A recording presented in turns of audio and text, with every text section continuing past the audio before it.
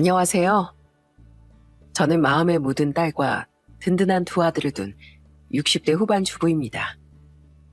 저에겐 앞으로 평생을 그리워할 두 명의 사람이 있습니다. 오늘 들려드릴 이야기는 이 두 사람에 대한 이야기인데요. 그들은 바로 제 딸과 사위입니다. 매일같이 사무치게 그리운 마음을 어떻게 풀어야 할지 고민을 하다 이곳에라도 말을 하고 싶어 이렇게 글을 써봅니다.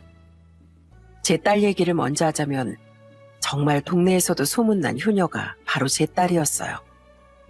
맞벌이하는 저와 남편을 대신해 어린 동생 둘을 누구보다 살뜰히 돌봤던 딸이었습니다. 남편은 평생 버스 기사로 운전을 했고 전 생계의 보탬이 되고자 식당 설거지도 하고 서빙도 했었어요.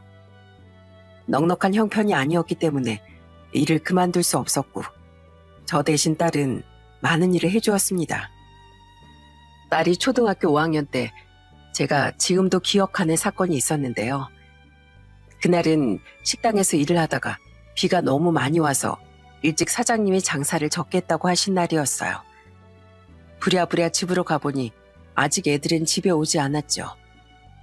우산을 들고 애들 마중을 나가게 됐는데 저 멀리 골목에서 셋이서 걸어오더라고요. 전 새아이의 모습을 보고 깜짝 놀랄 수밖에 없었습니다. 아이고, 수희야. 세상에 옷이 다 젖었네. 다 젖었어. 우산 한 개만 가지고 간 거야? 아침에 우산 다 챙기고 간 거 아니었어? 엄마, 아니 학교 갈 땐 다 챙겨서 갔는데 경호랑 경준이가 학교에서 우산 잃어버렸대. 그래서 그냥 내 우산으로 다 같이 쓰고 왔어. 봐봐. 경호랑 경준이는 하나도 안 젖었지? 내가 애들 안 젖게 잘 데리고 왔어. 잘했지, 엄마? 아이고, 애들은 비에 하나도 안 젖어도 넌 이렇게 쫄딱 젖었잖니. 얼른 들어가서 옷부터 갈아입자. 안 추웠어? 선생님한테라도 말해보지 그랬어. 괜찮아. 경호랑 경준이랑 비 안 맞으면 돼. 근데 엄만 오늘 왜 이렇게 일찍 왔어? 오늘 무슨 날이야? 비가 너무 많이 와서 사장님이 집에 일찍 가자고 해서 온 거야. 비도 오는데 엄마가 우리 수희 좋아하는 김치전이나 해줘야 되겠다. 우와, 엄마 진짜? 역시 엄마 최고. 이따 아빠 오면 다 같이 먹자. 아빠도 엄마 김치전 엄청 좋아하잖아. 딸은 항상 어린 두 동생들을 각별하게 챙겼고 저와 남편을 먼저 생각했어요. 일찍 철든 딸이 안쓰러우면서도 미안했지만 딸은 오히려 자신을 낳아줘서 고맙다며 저와 남편에게 항상 고마워했죠. 딸은 자라면서 한 번도 엇나가지 않고 바르게 자라주었습니다. 지금도 남편이 지갑 속에 가지고 있는 지폐 한 장이 있는데 그건 바로 딸이 처음으로 줬던 용돈이었어요. 그때 그 시절 저흰 딸에게 용돈도 챙겨주지 못했었습니다. 딱 학교에 갈 버스비 정도만 줬었는데 한 번씩 먼 길을 걸어서 집에 오고 남은 돈을 차곡차곡 모아뒀더라고요. 남편의 생일날 딸이 선물이라며 수줍게 내밀었는데 저와 남편은 그걸 보고 눈물을 흘릴 수밖에 없었어요. 아빠, 이거 아빠 생신 선물이에요. 생신 축하드려요. 사실 조금 더 모으고 싶었는데 많이 못 모았어. 작지만 아빠 나중에 맛있는 거 먹고 싶을 때 보탰었어.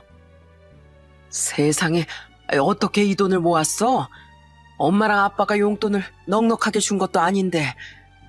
실은 학교에서 집에 올 때 몇 번 걸어오면서 모았어. 생각보다 걸어오는 게 멀어서 자주 하지 못했는데 그래도 아빠 생일 선물 주고 싶어서 내가 열심히 모은 거야. 큰 돈은 아니지만 내 마음은 이것보다 몇 배 더 크니까 기분 좋게 받아줘. 뭐? 그 먼 거리를 걸어왔다고? 아휴, 수희야. 이걸 아빠가 어떻게 쓰냐. 너무 고맙다, 우리 딸. 아빠가 이거 너무너무 아까워서 못 쓸 것 같아. 평생 간직해야 되겠다. 남편은 그날 이후로 지갑이 몇 번씩이나 바뀌어도 그 돈만큼은 꼭 지니고 다녔습니다. 딸이 준 첫 용돈이라며 지금도 고이고이 간직하고 있죠. 아침 새벽부터 출근하고 집에 올 때면 항상 저녁 늦은 시간이었던 남편은 하루 종일 운전대를 잡다 보니 어깨를 많이 아파했었어요. 그래서 집에 오면 제가 남편의 어깨를 마사지해주며 풀어주곤 했는데 그걸 보고선 딸은 남편의 마사지를 매일매일 해주기도 했습니다. 남편은 제가 어깨를 주물러주는 것보다 딸이 주물러주는 걸 더 좋아했어요. 어이쿠, 역시 우리 수희가 아빠 어깨 마사지 해주니까 피로가 싹 풀리는 것 같아. 역시 우리 수희 최고야, 최고. 아빠, 이제 나 좀 제법 잘하는 것 같지? 나도 여러 번 하다 보니까 요령이 좀 생기는 것 같아. 엄마도 옆에 앉아봐. 내가 어깨랑 팔이랑 다리까지 아주 풀 서비스로 마사지 해줄게. 그래, 당신도 한번 받아봐. 아주 피로가 한 방에 날아간다니까. 우리 수희 덕분에 아빠 내일은 진짜 운전 잘하겠다. 정말 고마워. 항상 착하고 마음이 고왔던 딸은 동생들에겐 제2의 엄마나 다름이 없었어요. 제가 하루 종일 일을 하니 꼼꼼하게 아이들을 챙기질 못했는데 절 대신해서 동생들 준비물이며 숙제까지 다 챙겨주곤 했습니다. 특히나 동생들이 교복을 입기 시작하니 딸은 제가 신경을 쓰지 않도록 척척 교복을 다림질해 놓기도 했어요. 제 손을 덜어주는 딸에겐 전 너무나 고맙고 미안했습니다. 수희야, 언제 동생들 교복까지 다 다려놨어. 엄마가 일 끝나고 와서 해도 되는데. 고마워, 수희야. 수희 네 덕분에 엄마가 몸이 많이 편하네. 정말 고마워. 엄마도 힘든데 내가 해도 되지 뭐. 그리고 경호랑 경준이는 저녁밥 먹었고 엄만 아빠 오면 저녁 먹을 거지? 내가 저녁상도 차려놨으니까 아빠랑 그냥 데워 먹기만 하면 돼. 근데 맛은 보장 못하겠다. 우리 딸이 한 건데 당연히 맛있겠지. 아휴, 언제 우리 딸이 이렇게 다 컸지? 엄마가 우리 딸 너무 일찍 철들게 만든 것 같다. 엄마, 나도 이제 고등학생이야. 이제 철들 때도 됐지 뭐. 그래도 맛은 엄마 마음에 들지 모르겠어. 다음엔 더 많이 연습해서 맛있는 거 해줄게, 엄마. 흔히들 말하는 사춘기도 한 번 없을 정도로 딸은 정말 착하게 잘 자라주었죠. 첫째 딸이 이렇게 바르게 잘 자라니 두 동생들도 잘 자랄 수밖에 없더라고요. 동생들도 크게 엇나가는 것 없이 대학을 나와 직장까지 금방 취직을 할 수 있었어요. 전 이 모든 게 제 딸 덕분이라고 생각합니다. 딸은 공장으로 취업을 했는데 공장에 다니다가 만난 사람과 결혼을 하겠다고 말한 적이 있었어요. 그때 당시 딸이 좀 어린 나이라 저희는 걱정이 많았거든요. 그런데 처음 사위를 보자마자 저희의 마음도 바뀌었습니다. 엄마, 인사해. 여긴 나랑 만나고 있는 곽동욱 씨. 아이고, 반가워요. 우리 딸이 결혼하고 싶은 사람이 누군가 궁금했는데 이렇게 훤칠하고 멋진 사람일 줄은 몰랐네. 나 수희 엄마예요. 안녕하세요. 반갑습니다, 어머님. 전 곽동욱이라고 합니다. 잘 부탁드립니다. 자네가 우리 수희한테 결혼하자고 한 사람인가? 난 우리 수희 아빠일세. 어느 늑대 같은 자식을 데리고 오려나 했더니만 우리 수희가 날 닮아서 눈이 높았구만. 감사합니다, 아버님.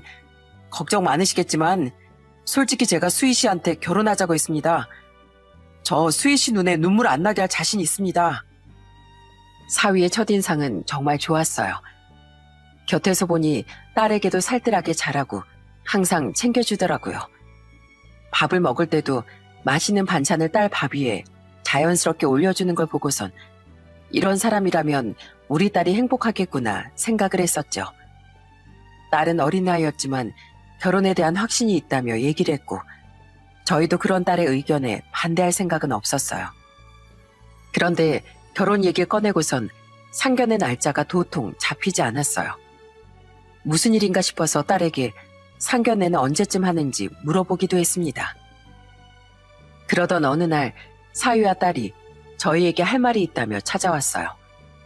그러더니 사위의 가족 얘기를 꺼냈는데 저흰 깜짝 놀랄 수밖에 없었습니다. 어머님, 아버님, 실은 저희 아버지께선 재작년에 돌아가셨습니다. 그리고 어머닌 친모가 아니세요. 제가 초등학교 때 아버지가 재혼을 하신 분이시거든요. 그래서 전 사실 가족이 없습니다. 뭐? 그럼 아무도 지금 만나고 있지도 않은 거니? 네, 이런 말씀 드리고 싶지 않았지만 저 집에서 내놓은 자식이나 마찬가지였어요. 새엄만 결혼하시고 절 자식으로 취급도 하지 않으셨고 아버진 그런 걸 다 아시면서도 모르는 척 하셨거든요. 솔직히 미리 말씀드리지 못해 죄송합니다. 솔직하게 말씀드리고 싶었지만 사실 화목한 가족들을 보면서 차마 말도 못하겠더라고요. 침착하게 말을 꺼내던 사위는 이내 울음을 터뜨렸습니다. 갑작스런 사위의 울음에 저와 남편은 너무나 당황스러웠죠. 딸은 그런 사위를 다독이며 자세한 이야기를 들려주었어요. 엄마, 이 사람 혼자 큰 거나 마찬가지야. 들어보니까 밥도 한번 같이 앉아서 먹은 적도 없고 고등학교 졸업하자마자 거의 쫓겨나듯이 나왔다더라고. 네, 아버지가 재혼하시고 동생이 태어나고 난 후부턴 전 그 집에서 아들로 생각도 안 하셨어요. 제 생일 한번 챙겨주신 적도 없고 남보다도 더 못한 사이였습니다. 어머님 아버님께서 너무 절 예뻐해 주셔서 늘 죄송한 마음이 있었어요. 이제 이렇게 솔직하게 말씀드린 거 죄송합니다. 미안할 게 뭐가 있어 자네가.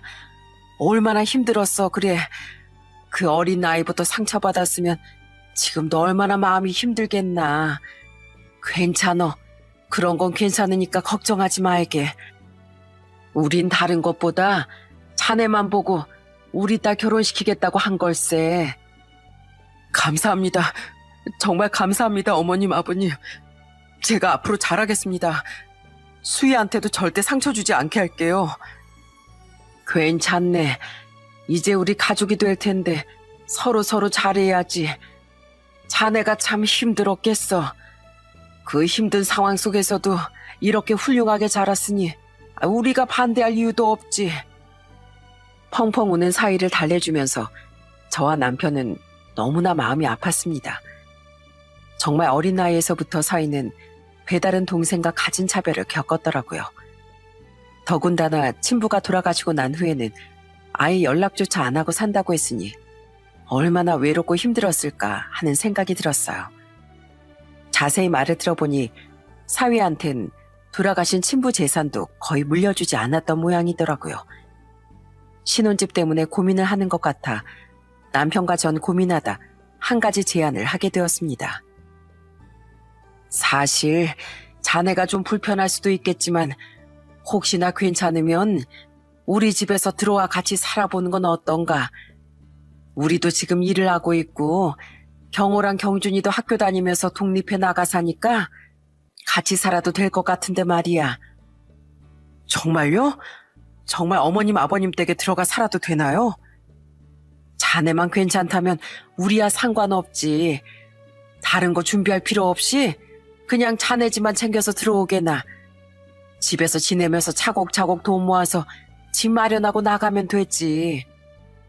감사합니다.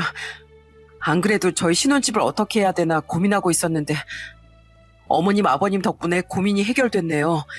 감사합니다. 우리야말로 고맙지. 집이라도 떡하니 한 채 해주면 좋겠지만 그래도 부담스러워하지 않고 받아줘서 우리도 고맙네. 딸과 사이는 5일간 신혼여행을 떠났고 저와 남편은 두 사람을 위해 서프라이즈 선물을 준비했습니다. 신혼여행을 다녀오고 돌아온 두 사람에게 저희는 선물을 보여줬어요. 그걸 보고 사위의 반응이 정말 놀라웠어요. 어머님, 아버님, 정말 감사합니다. 저 사실 이렇게 방이 생긴 거 초등학생 이후로 처음이에요. 이렇게 예쁘게 꾸며주시고 정말 감사합니다. 아니, 이거 가지고 그렇게 울면 아이고, 우리가 너무 정성을 다해서 꾸몄나? 자네 너무 감동하는 거 아니야? 다음에 더 큰 거 해주면 아주 큰일 나겠어. 아닙니다. 정말 전 이것만으로도 큰 선물이에요. 저희 아버지 재혼하시고 전 거실에서 혼자 잤거든요. 동생들 태어나고서 다 방 하나씩 줬는데 전 형이라고 거실에서 자도 된다고 해서. 아이쿠, 그랬구만. 자네도 참 힘들었겠어. 그렇지만 이젠 걱정하지 말게나. 자넨 앞으로 우리 사위고 가족이니까 그럴 일 절대 없을 거야. 이젠 울지 말고 같이 행복하게 잘 지내보자고. 펑펑 우는 사위의 모습을 보면서 저희 또한 눈물이 나올 정도였습니다. 얼마나 차별을 받고 자랐는지 작은 선물에도 감격하는 사위의 모습에 마음이 많이 아팠어요. 딸은 저희보다 훨씬 더 많은 얘기를 들었던 것 같았죠. 어느 날은 딸이 살며시 사위의 과거 얘기를 꺼낸 적도 있었습니다. 딸이 털어놓은 얘긴 저희의 분노를 터뜨리게 했죠. 엄마, 아빠, 남편이 그때 많이 울어서 놀랬지. 사실은 저 사람 집에서 엄청 차별받고 살았대. 계모가 주도해서 괴롭히고 그랬나 보더라고. 친엄마 기억은 아예 없고 거의 30년 넘게 힘들게 살아서 엄마 아빠가 해주는 게 너무 감동이었나 봐. 그랬구나. 아이 사실 좋아할까 생각하고 해준 건데 너무 감동받아서 우리도 기쁘긴 하다만 그런 일이 있을 거라고는 생각도 못했네. 저 사람 마음속 상처가 정말 많은 사람이야. 그 어려운 환경 속에서도 그래도 꿋꿋하게 잘 자랐고 마음이 독하고 나쁜 사람은 아니라서 지금까지 혼자서 견뎌왔던 것 같아. 엄마 아빠가 많이 놀란 것 같아서 말해주는 거야. 아유, 어린애 차별할 게 뭐가 있다고 그랬대니. 그래놓고선 상견례 때 그렇게 고상한 척은 다 한 거야? 정말 사이가 힘들었겠다 얘. 그동안 얼마나 고통스럽고 힘들었으면. 아이고, 우리가 앞으로 좀 더 신경 쓰자. 저희는 딸아이의 얘기를 듣고서 사위에 대한 마음이 애틋해졌습니다. 아무렇지 않게 밝게 웃으며 사는 사위가 속으론 얼마나 많이 아프고 힘들었을까 생각하니 너무도 슬프더라고요. 그날 이후로 저희는 사위를 그냥 사위가 아닌 저희 아들로 생각하기로 결심했습니다. 결혼하고 사위의 첫 생일날 저는 좀 더 특별한 생일상을 차리고 싶더라고요.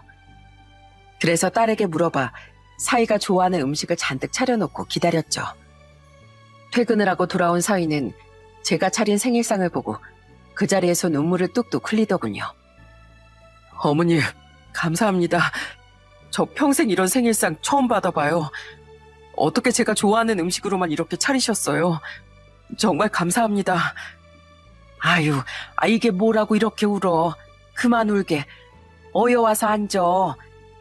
오늘 낮에 나랑 남편이랑 같이 케이크도 만들어 왔는데 그거 보면 아주 깜짝 놀라겠어.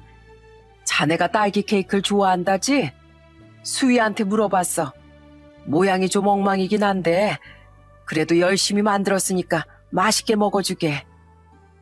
그래, 오늘 이 사람이 아주 자네 맛있는 거 해먹인다고 내내 열심히 만들었어. 아, 그리고 이건 자네 선물일세. 아버님, 제가 이거 가지고 싶어 하신 거 어떻게 하셨어요? 아버님, 정말 감사합니다. 자네 이거 어릴 때부터 꼭 가지고 싶었던 장난감이라며. 나도 어릴 적에 가지고 싶었던 장난감이 어른 돼서도 생각이 나더라고. 그때 그 어린 자네한테 선물해 주는 걸세. 감사합니다. 정말 감사합니다. 어머님, 아버님. 제가 앞으로 정말 잘할게요. 정말 감사합니다. 그렇게 저희는 사위의 아픈 마음을 달래주려고 많이 노력을 했습니다. 저희와 지내면서 사위는 점점 더 밝아졌어요. 저희도 사위를 생각했지만 사위 역시 저희 집에 정말 잘했습니다. 둘째 아들이 결혼할 땐 신혼여행 비용을 대주기도 했습니다. 큰 돈을 떡하니 내놓는 사위에게 괜찮다며 말리기도 했지만 사위는 대수롭지 않게 생각하더군요. 아유, 아버님, 어머님, 저 큰처남한테 이건 꼭 해주고 싶어서 그래요. 안 그래도 처남 결혼하는데 크게 못 해줘도 뭐 하나는 해줘야죠. 그러니까 말리지 마세요. 아이고, 됐다니까 그러네. 우리가 해줘도 되는데 정 해주고 싶으면 그냥 우리 아들 옷 한 벌만 사주면 돼. 그러면 되는걸. 왜 이렇게 큰 돈을 줘? 처남은 제 동생이나 다름없어요, 어머님.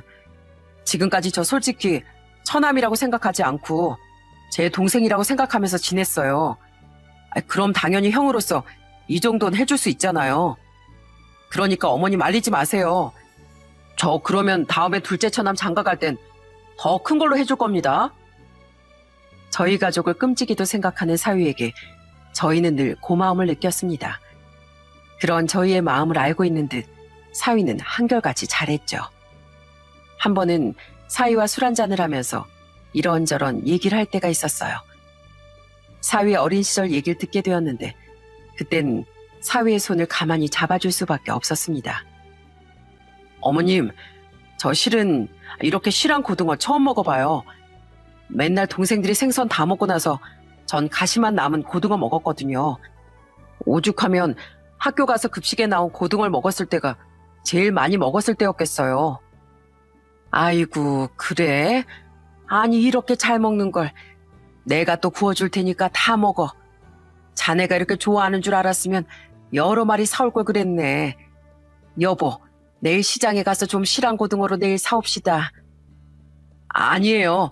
어머님이 해주시는 것만으로도 저 진짜 너무 행복하게 잘 먹고 있어요. 저 장가 와서 살도 많이 찐 거 아시죠? 이거 다 어머님 아버님 사랑 먹고 자라서 그런 거잖아요. 저 요즘 이래도 되나 싶을 정도로 행복해요. 지금까지 이렇게 행복한 적이 없었거든요. 우리 사위 앞으로 행복할 일이 얼마나 많은데 이제는 언제든지 먹고 싶은 거 먹을 수 있으니까 고민하지 말고 언제든지 말해. 내가 뭐든 다 해줄게. 감사합니다, 어머님, 아버님. 제가 진짜 복 받았나 봐요. 친부모 복은 없었지만 제가 장인 장모님 복은 있나 보네요. 이렇게 착한 사이에게도 한 차례 위기가 있었던 적이 있었습니다. 바로 직장 문제였는데요.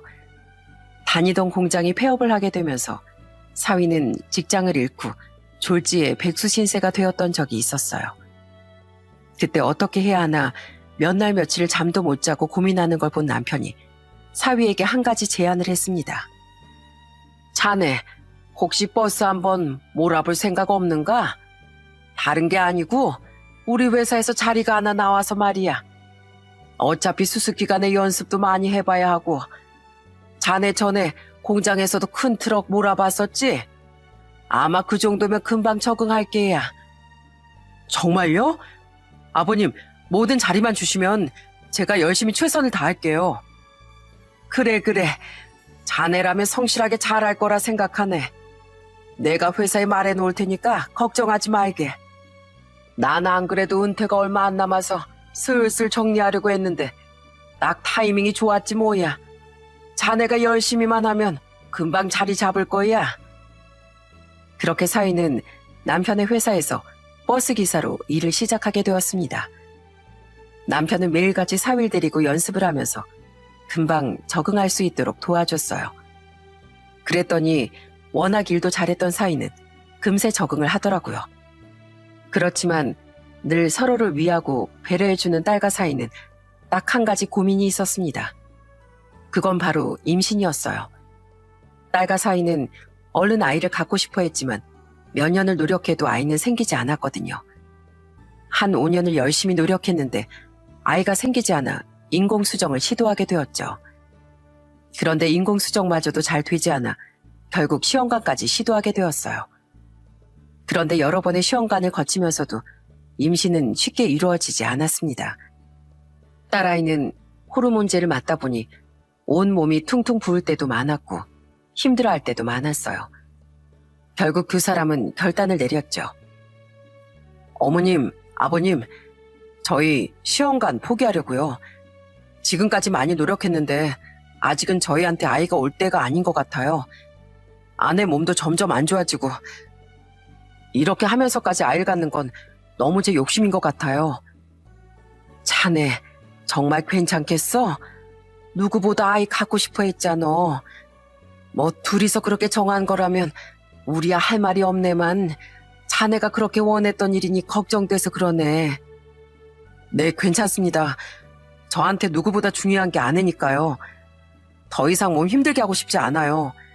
아낸 좀 더 도전해보고 싶다고 했는데 전 이쯤에서 그만하는 게 좋을 것 같아요. 어머님, 아버님도 많이 기대하셨을 텐데 좋은 소식 못 전해드려서 죄송합니다. 아니야. 우리보다 자네가 더 마음이 좋지 않겠지. 우린 괜찮으니까 걱정하지 말게. 둘이서 행복하게 잘 살기만 하면 우린 그걸로도 충분해. 그렇게 7년 정도 임신을 위해 노력을 했음에도 아이가 생기지 않자 두 사람은 마음을 놓기로 결정을 했습니다. 처음엔 걱정이 많았지만 두 사람은 오히려 서로를 더 생각하며 배려를 해주고 끈끈해지더군요. 그해 막내 아들도 결혼을 하게 되면서 저희 가족은 새로운 식구를 맞이하고 더 화목해졌어요. 세 자녀들이 모두 가정을 꾸려 행복하게 잘 지내는 모습을 보며 저와 남편은 이제 더 이상 바랄 게 없다며 얘기를 나눈 적도 있었죠.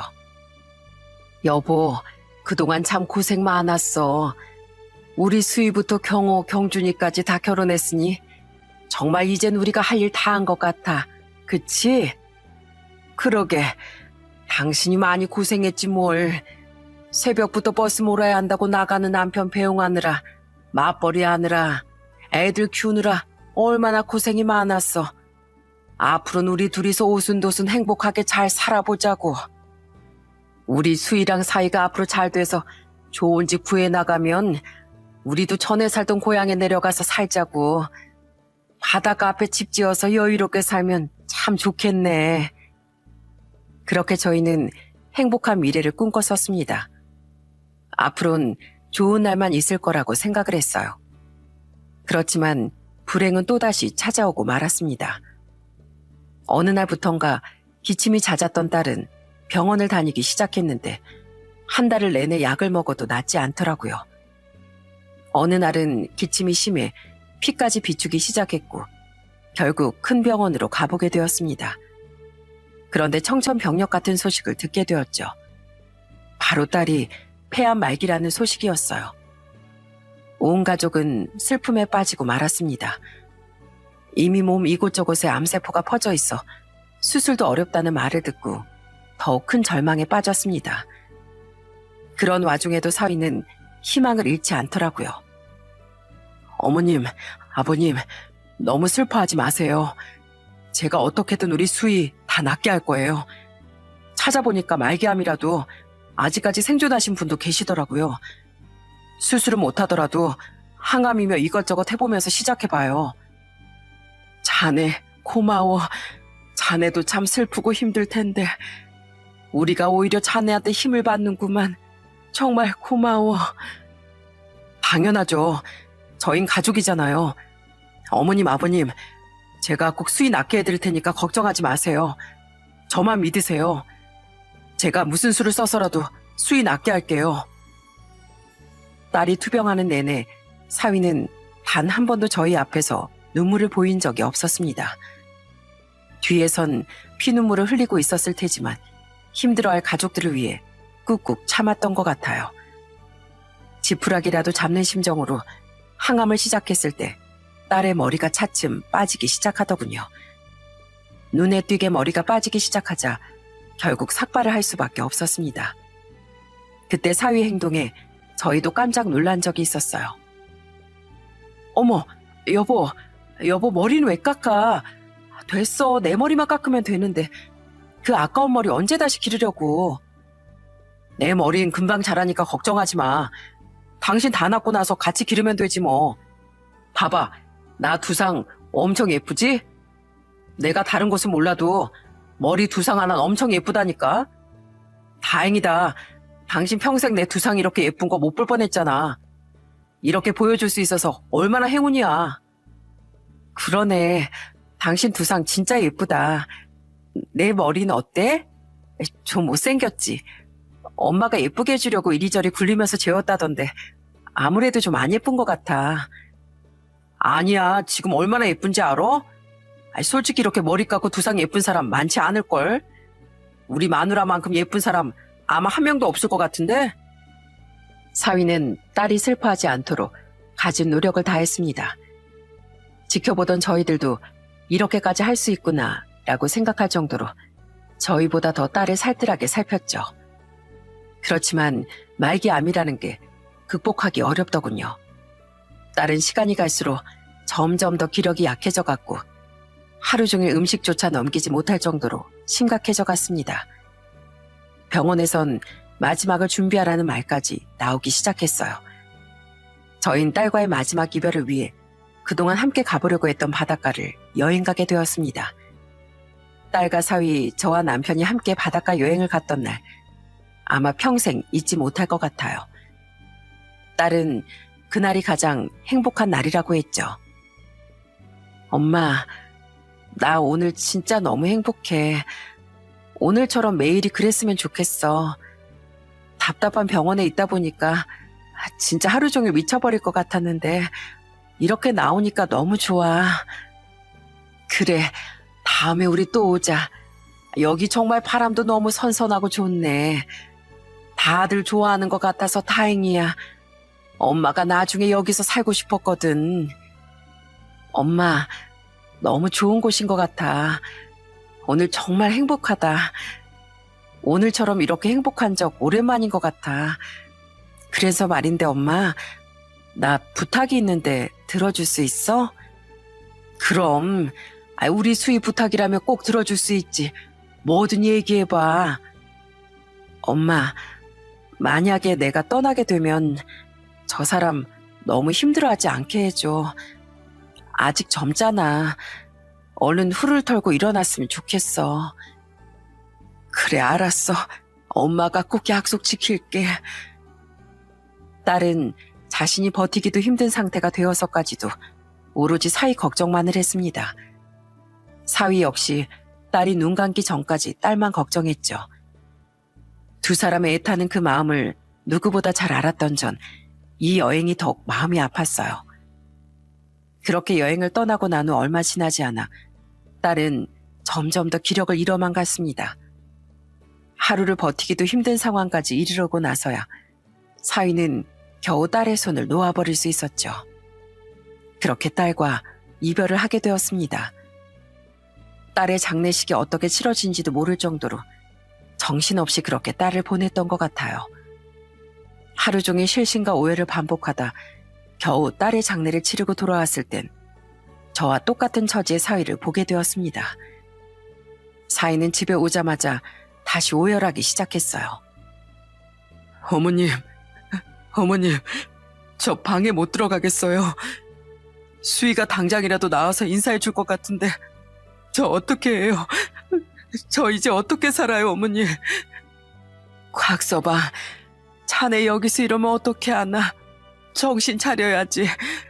그래도 산 사람은 살아야 하지 않겠나? 자네가 그렇게 슬퍼하면 우리 수희도 편히 눈 못 감어. 제발 그러지 말겠나? 어머님, 저 수희 없이 못 삽니다. 앞으로 제가 어떻게 살아야 할까요? 저 어떻게 살아야 할지 도저히 방법을 모르겠어요. 어머님, 저 어떻게 해요? 그렇게 오열하는 사위의 등을 저희는 토닥여 줄 수밖에 없었습니다. 사위는 그날 이후로도 계속해서 저희와 지내면서 살았어요. 5개월의 시간 동안 아무렇지 않은 듯 그 전의 일상처럼 평범하게 지내는 듯 했습니다.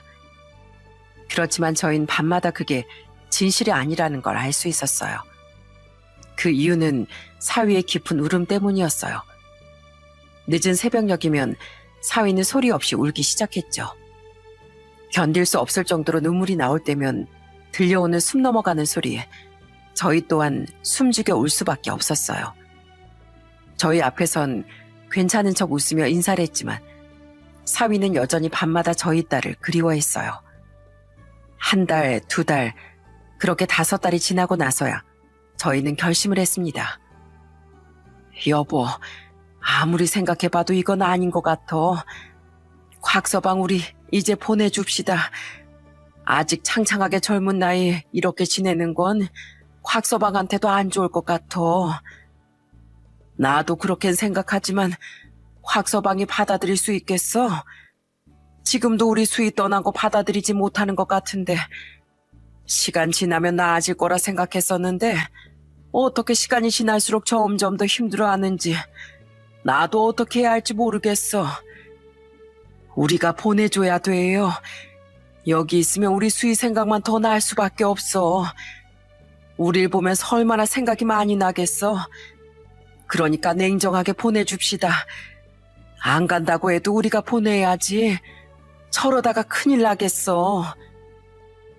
속이 골마가는 사위를 보면서 저희는 결단을 내릴 수밖에 없었어요. 그날도 사위는 아무렇지 않은 듯 저희에게 인사를 하고 출근을 했었어요. 그 모습을 보면서 마음이 찢어지는 듯 아팠죠. 퇴근하고 돌아온 사위를 불러 세우고선 저희 눈도 보지 못한 채 말을 했습니다. 사위와 눈이 마주치면 혹시라도 마음이 약해질까봐 바닥만 보고 멍하니 말을 했던 것 같아요. 자네, 이제 그만 우리 집에서 나가주게나. 벌써 5개월이야. 우리 딸 떠난 지 5개월이라고. 우리가 이제 남이지 않은가. 길게 시간은 못 주니 이번 주 내로 나가주게나. 네? 아버님, 그게 무슨 말씀이세요?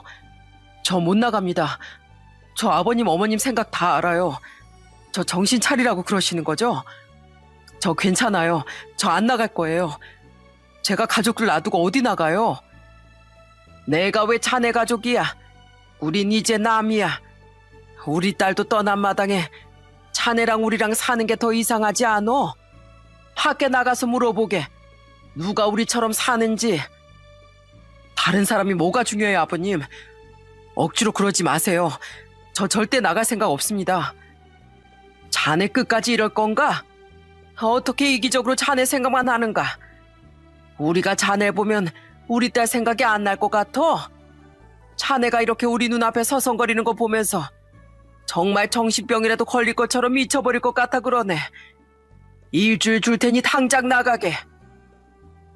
그렇게 남편은 사위에게 단호하게 소리를 치고선 서둘러 방 안으로 들어오고 말았습니다. 방으로 들어온 남편의 눈에는 당장이라도 떨어질 것처럼 눈물이 가득 고여 있었어요. 사위는 밖에서 아무런 말도 하지 않았지만 저희는 알 수 있었죠. 말없이 눈물만 흘리고 있다는 걸 안 보고도 느낄 수 있었습니다. 그러고도 며칠 동안 사위는 절대 나갈 수 없다며 고집을 피웠지만 남편은 냉정하게 사위에게 나가달라고 말을 했어요. 그렇게 몇 차례 소동이 있은 후 사위는 결국 저희 집을 나가게 됐습니다.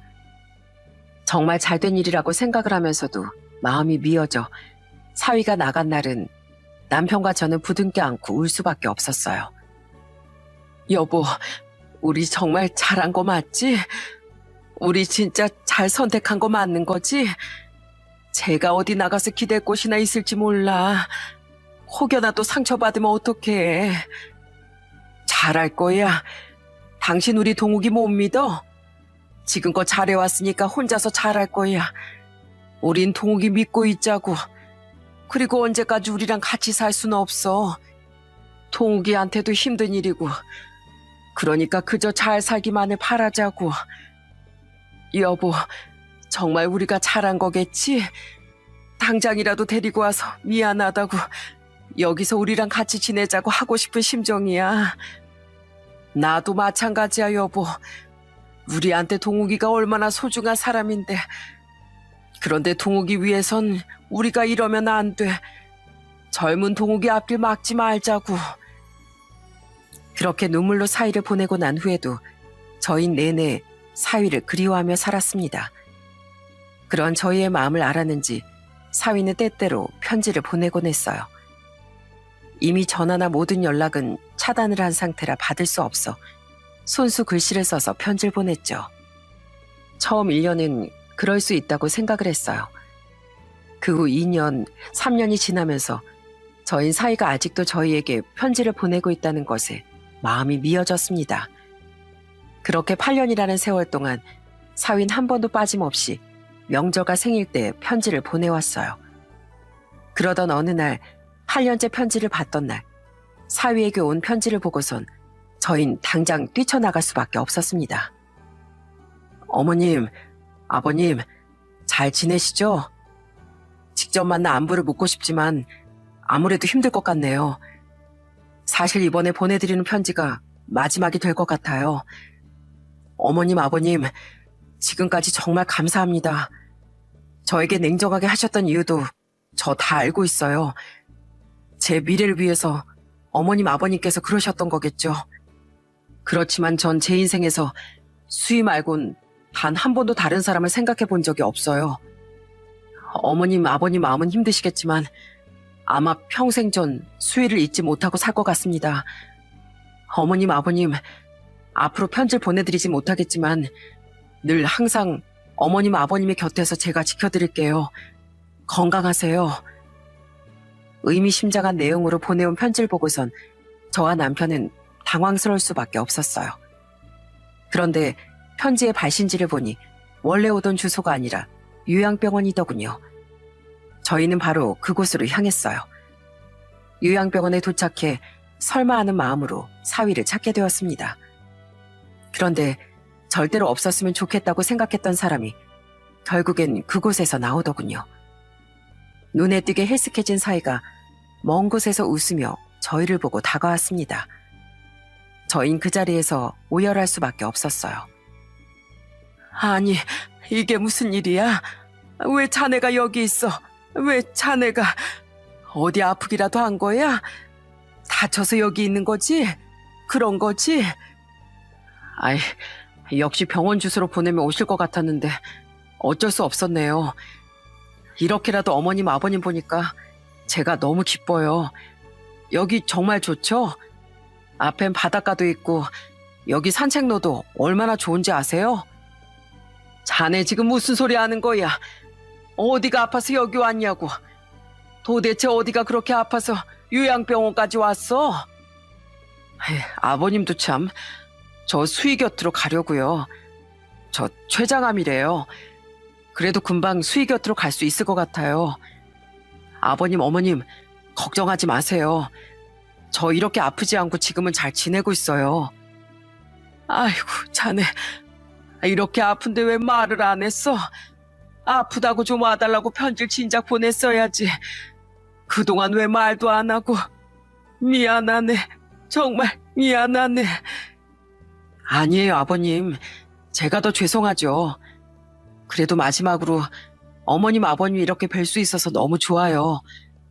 그동안 이렇게 기쁜 적이 없었는데 어머님, 아버님 덕분에 저 이렇게 웃잖아요. 사위는 고작 길어봤자 6개월의 시한부를 받고 요양병원에 들어온 것이었어요. 이미 온몸에 암세포가 퍼질 대로 퍼진 상황이라 그나마 진통제 의지하면서 버티고 있었던 거였죠. 그 와중에도 저희가 걱정할까봐 진단을 받고서도 저희한테 한마디 말을 하지 않았더라고요. 사위의 상태를 알아보니 생각보다 훨씬 더 심각한 상황이었습니다. 정말 당장이라도 눈을 감아도 이상하지 않을 정도로 상태는 나빴죠. 그런 사위에게 마지막이라도 행복하게 만들어주고 싶어 저희는 병원 근처에 조그만 집을 얻게 되었어요. 그렇게 마지막 사위와 시간을 보내게 되었습니다. 저희가 구했던 집은 바닷가 작은 마을이었어요. 마당을 나가면 바로 바다가 보였고 조금만 더 걸어 나가면 해변가를 거닐 수 있었죠. 남편과 전 아침 저녁으로 해가 뜰 때 그리고 질 때 사위를 데리고 나가 산책을 시켜주곤 했습니다. 거동이 불편한 사위를 휠체어에 태워 바닷가를 거닐 때면 전처럼 행복했던 시절이 저절로 떠오르곤 하더라고요. 어머님, 아버님, 저희 그때 바닷가 왔던 거 기억나세요? 수희랑 마지막으로 갔던 곳이 바로 바닷가잖아요. 그때 정말 좋았는데 여기 오니까 그때 기억나고 너무 좋은 것 같아요. 그래, 우리도 여기 오니까 수희 생각도 나고 너무 좋네. 바닷바람도 상쾌하고 기분도 좋고 말이야. 자네 뭐 다른 거 하고 싶은 건 없어? 하고 싶은 거요? 없어요. 사실 저 떠나기 전에 어머님, 아버님 꼭 뵙고 싶었거든요. 저한텐 어머님, 아버님이 부모님이나 마찬가지였잖아요.